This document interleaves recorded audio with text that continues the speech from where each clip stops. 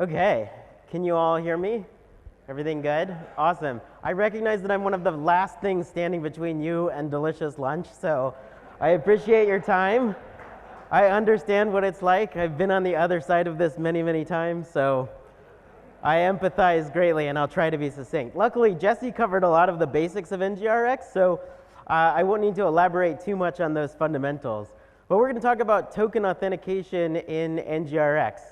So how many of you, you finally learn NgRx and the Redux pattern, you've built this nice proof of concept, and you show it to your boss, and everything is looking great, and then your boss is like, well, this is fantastic, but like, how do I actually log in to this application? Like, how do we do this in the real world? And immediately you get a little freaked out because you totally forgot that in order for this to be an actual functional application, you have to actually be able to log in and use it with your user profiles and things like that. So you freak out a little bit and you start doing some Googling, and most of the examples you find are just with basic plain text passwords, which isn't even real. And you start going like, is this authentication stuff, is it the same as if I do it in regular Angular, or is it different?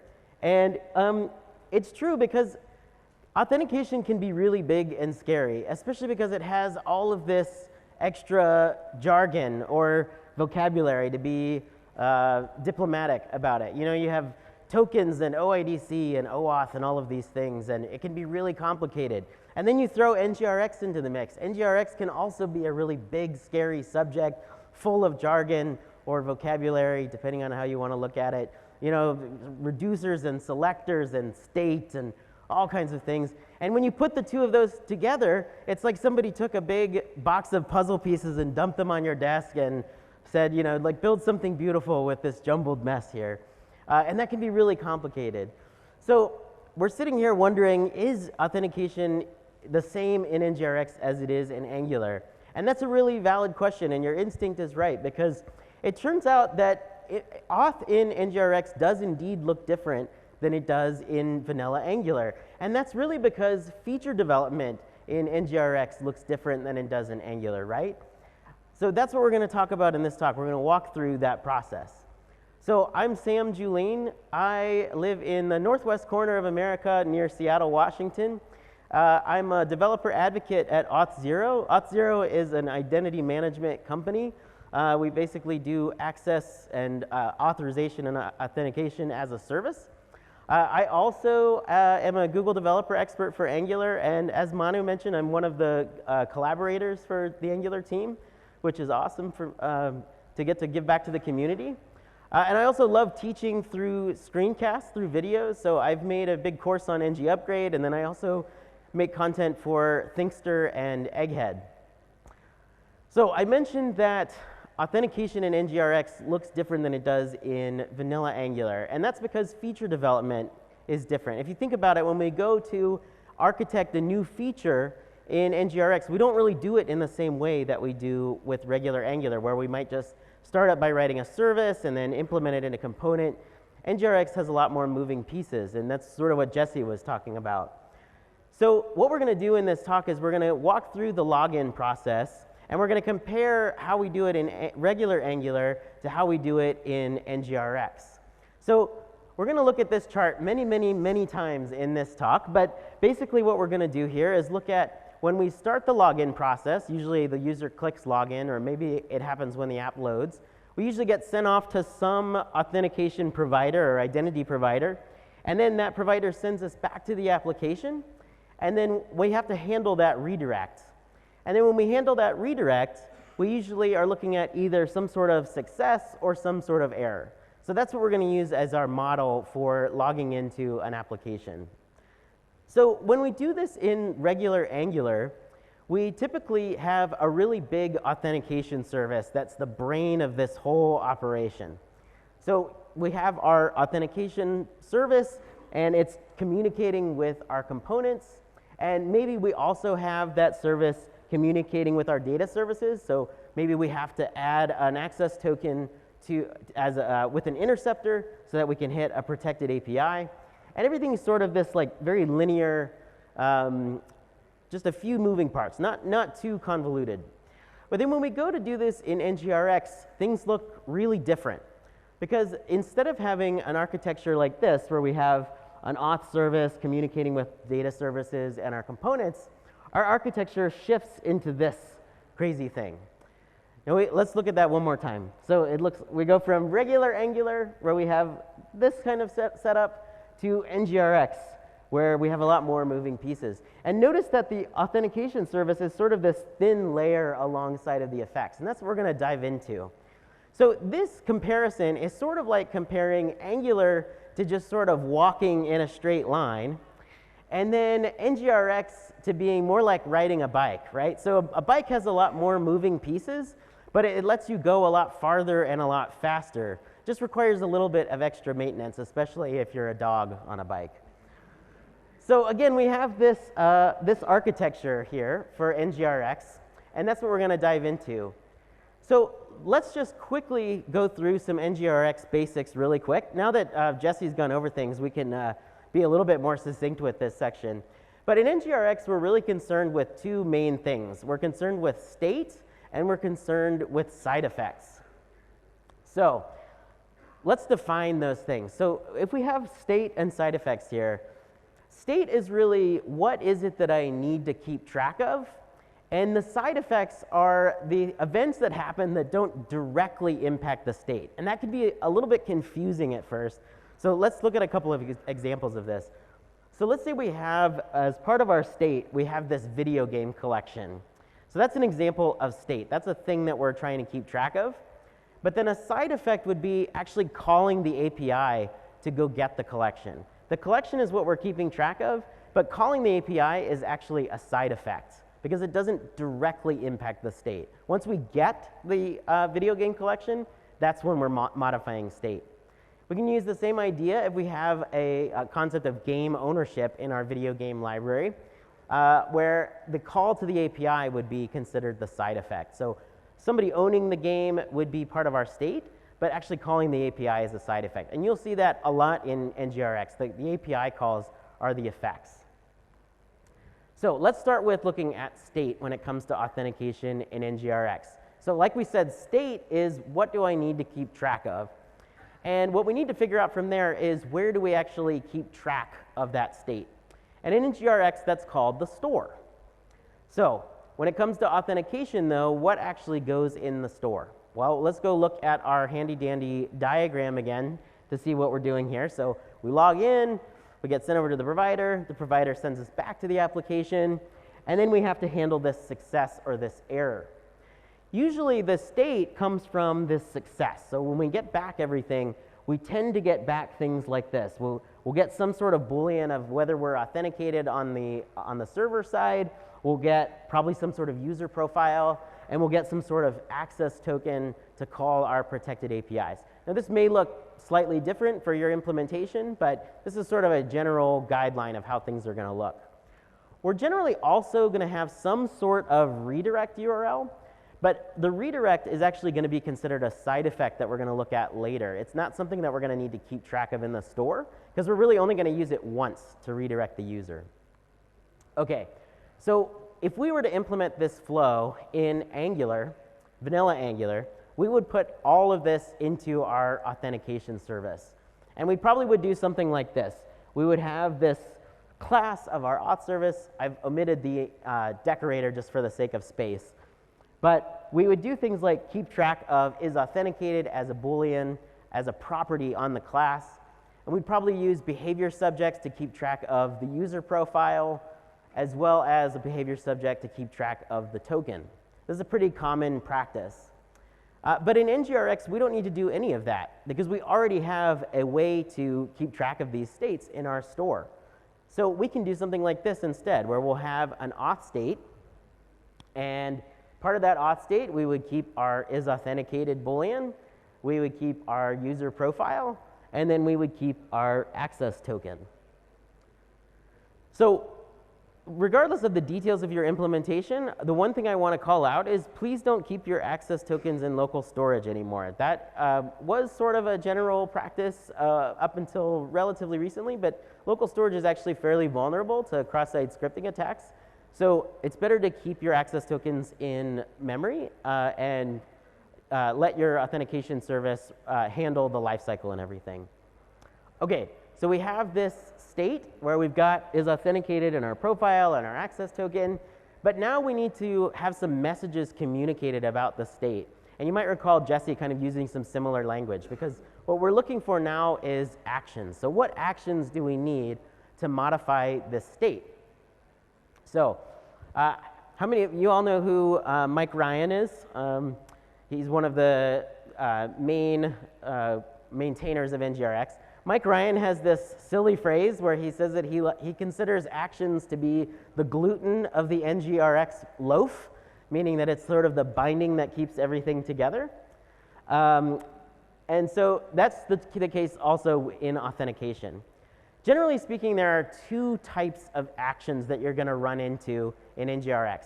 You're going to run into actions regarding events and actions regarding state changes. This is sort of a helpful way to break this out. So let's look at events first. So again, we've got our diagram here. There are a lot of events happening in this flow, right? We're going to call out to our provider when we log in. We're going to be handling redirect, and then we're going to be handling success and handling error. So we sort of need to notify the application that these things are happening, and that's what we can use actions for. So, for example, we could have an action for starting the login process.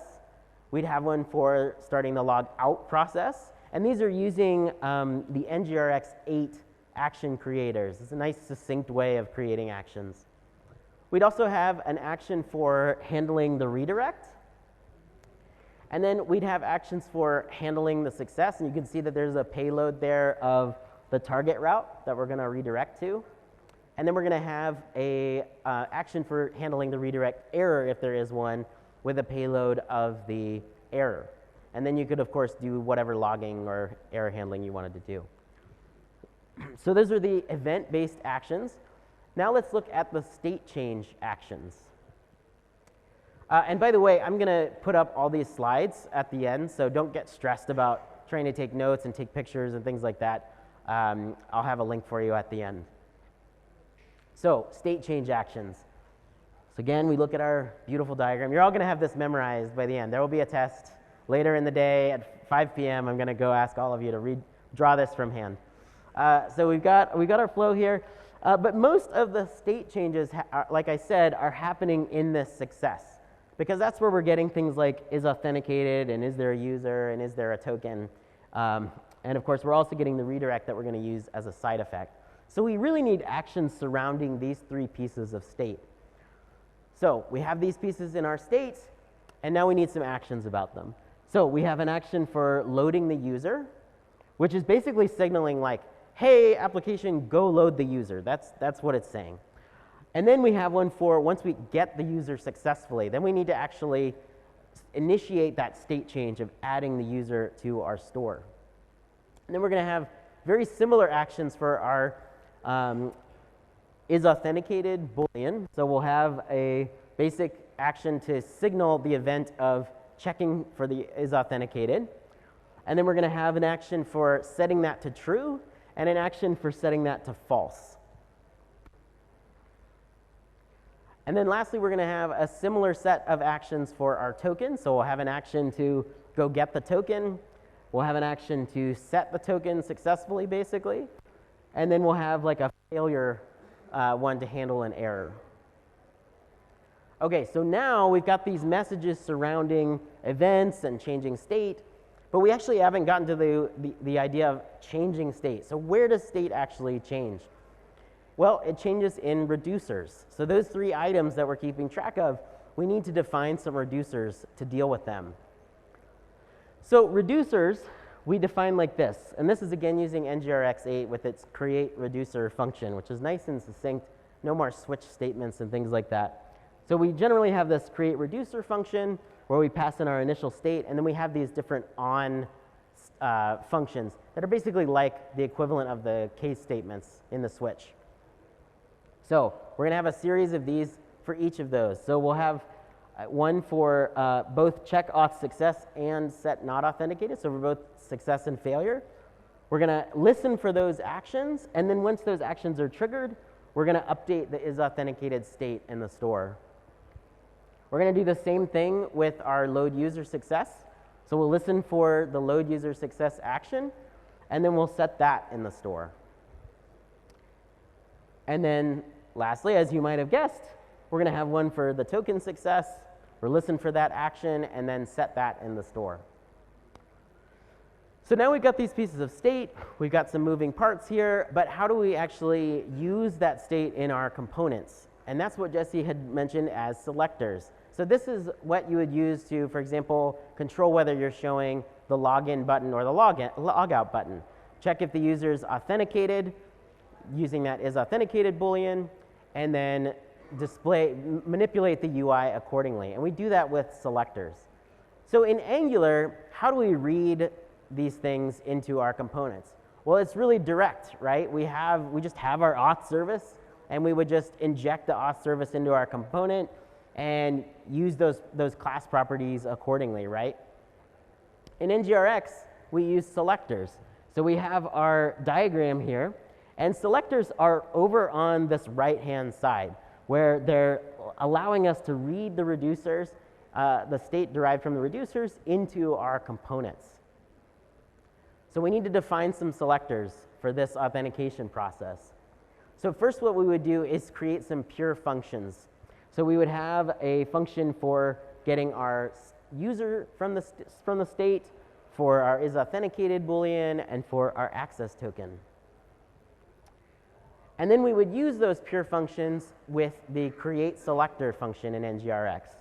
So we'll have one for the user, we'll have one for the access token, and we'll have one for isAuthenticated. And now we're able to just use those pieces of state in our components and control our UI accordingly. Now you might be wondering, like, we've done all this and we actually haven't mentioned like going out to the authentication service. It's sort of been this shadow in the background. So that's what we're going to talk about now, is the actual authentication service that you're going to make. So remember we talked about how NgRx concerns itself with both state and side effects. Well, in this example of authentication, the auth service is really going to be like a bridge between those two things. So again, if we look at our diagram here, you can see that the auth service is sort of this thin layer next to our effects. And we're going to come to effects in just a minute. But when we were to use an auth service in vanilla Angular, we would do things a little bit differently. So for example, let's say that our SDK has a handle redirect callback function that returns a promise. So in our auth service, we'd probably have to create a callback observable that uses the from creation method to change that into an observable.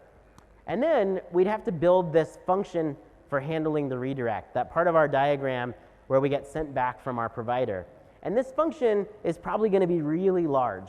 There's going to be a lot going on here. You're going to have to wait for a code to exchange for the token, and then you're going to look for that target route, and you're going to create this very complicated observable where you're doing a lot of things at once. You're processing the target URL, and then you're getting the user, calling isAuthenticated, and then subscribing to that and doing all of those things at once. So a lot of logic happening in this function. It's very big, and a lot of things are happening all at once.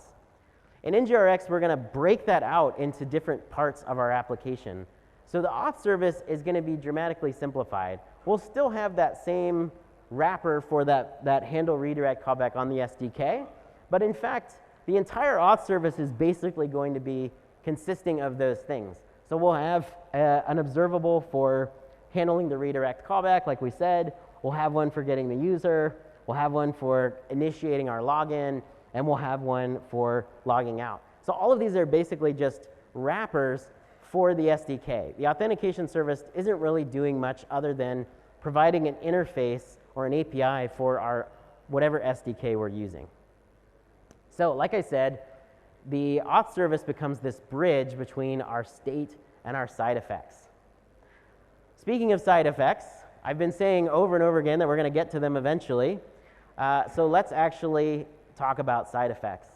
So side effects, like we mentioned, are events that don't actually directly impact state, but they're still necessary. And it turns out that in authentication, we have a lot of these, right? Because we're going and interacting with this outside service and these APIs and things like that. So we're going to use effects quite a bit in our authentication in NgRx. If we go back and look at our beautiful, trusty, beloved diagram, we see that we've got our login. That would be considered an effect, right? Because we're going out and calling this other service. Handling the redirect is also going to be considered an effect. Handling each of these things will be an effect. And then when we're actually processing these pieces of state, we're going to need to dispatch those actions from effects as well. And then finally, as I've mentioned a couple of different times, finally we get to deal with this redirect URL, also in an effect. Finally. Okay, so let's look at some of these effects as examples. And of course, these are somewhat simplified for the sake of readability on a giant slide. But first we would have our login effect, right? So we're going to listen for the dispatch of that login action. Usually that'll be through like a button or something like that. And when that happens, we're going to call that login function that we've created on our auth service. That's essentially just a wrapper for whatever our SDK login function is. In this scenario, we need to make sure we add a dispatch false options object so that we don't get in an infinite loop, because we're not actually dispatching another action here. Then we would have something similar for handle redirect, right? So we would have this, we would listen for the handle redirect action, and then we would use something like exhaust map and do a bunch of logic in there. So let's expand that and look at that. So here's where we would do the handling and processing of like the token and things like that. So a chunk of that logic that would have been in our service in vanilla Angular gets moved into this effect. That's sort of the main takeaway from this. So we're calling our handle redirect function on the auth service, and then we're going to go get that URL for the redirect and dispatch our action to send us to the redirect URL. And of course, if there's any errors, then we could dispatch an action to handle that error. Okay. Then you saw on that previous slide, right? So we've got this handle redirect success action, which means we need to be listening for that handle redirect success action. So that's where this effect comes into play, right? So we've created an effect for handle redirect success that's listening for that action. And then that's going to call our router and navigate us to that URL. All of that is happening in effects. And again, we need a dispatch false here since we're not going to return a new action. Then we're going to do something really interesting with our authentication boolean and our user.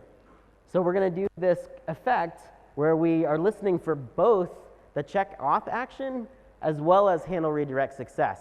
Because that means we can do this in two different scenarios. We can initiate checking the authentication by itself, or we can cause this whole chain of events just by dispatching one action of handle redirect success. So we're going to listen for that, and then we're going to check and see if we're authenticated. If we are, we're going to dispatch the success action. If we're not, we'll dispatch the failure action, which sets that to false. And remember, when we dispatch that action, right, so if we're dispatching check auth success or not authenticated, that's going to take us back to this reducer, right? So this reducer is where we're then going to change that in the store. So that's something to remember. And we'll do something similar with load user. We can listen for both the load user action as well as check auth success, because once we know that we're authenticated, then we know we want to go get the user, right?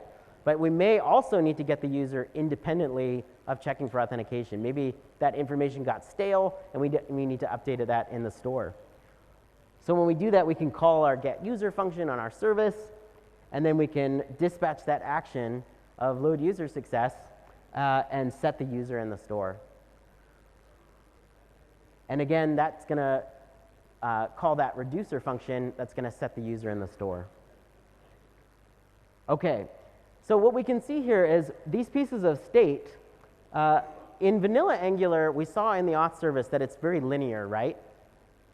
But in NgRx, we can do these things at different times, and we can trigger different series of events. And that's really the power of NgRx effects.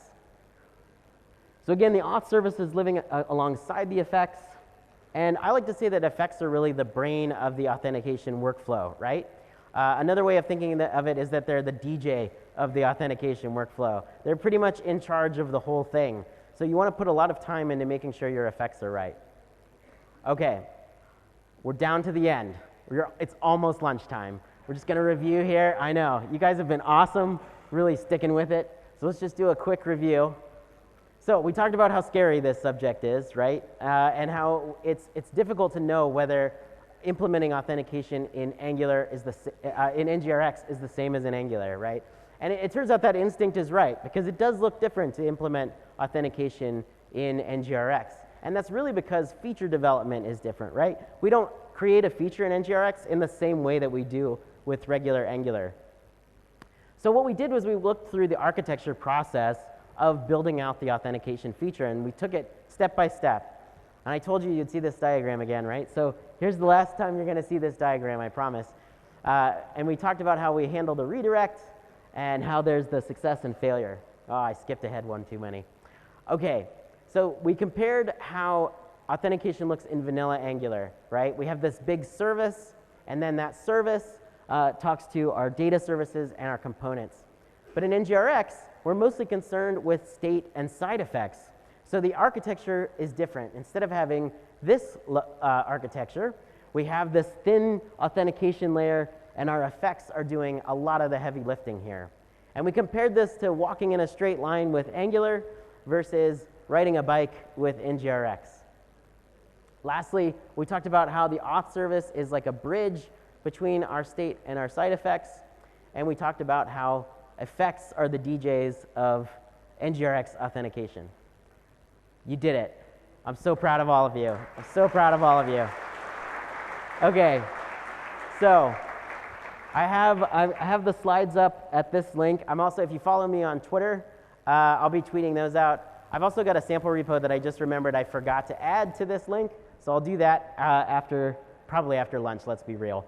But yeah, thank you so much. You all are wonderful. It's an honor to be here.